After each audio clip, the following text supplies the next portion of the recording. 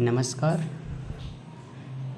इतिहास का एक बहुत अच्छा पोर्शन लेके आए हैं दिल्ली सल्तनत, ये जो कि मध्यकालीन भारत का इतिहास से रिलेटेड है।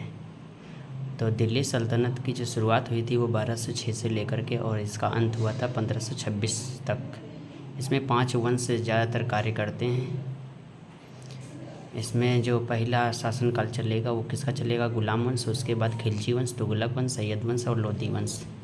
वैसे तो बहुत सारे शासक हैं इस दिल्ली सल्तनत में, जो कि अन्य अन्य वंशों में अनेक शासक मिलेंगे। जैसे गुलाम वंश में ही 11 शासक हैं कुल मिला कर के, लेकिन जो हम लोग पढ़ेंगे वो मुख्य शासक पढ़ेंगे और इसमें मुख्यतः 4 ही शासक दिखाई देते हैं, जैसे कुतुबुद्दीन ऐबक, इल्तुतमिश, रज़िया सुल्तान और गियासुद्दीन बलबन।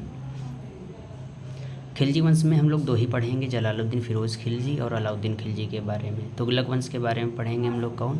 गियासुद्दीन तुगलक, मोहम्मद बिन तुगलक और फ़िरोज़ तुगलक। सैयद वंश में बहुत कम जानकारी लेनी होती है, फ़िलहाल इनके 2 के बारे में पढ़ेंगे, खिज़र खां और मुबारक शाह।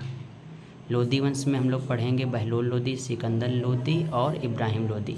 और इब्राहिम लोदी को बाबर हरा देंगे पानीपत के युद्ध में और यहीं से शुरुआत हो जाएगी फिर किसकी? मुग़ल काल की। तो सबसे पहले हम लोग देखेंगे कौन? दिल्ली सल्तनत। तो जो हम लोग शुरुआत करेंगे कहाँ से करेंगे? गुलाम वंश से करेंगे और विधिवत चर्चा करेंगे। तो मिलते हैं कुतुबुद्दीन ऐबक के साथ। तो तब तक के लिए धन्यवाद।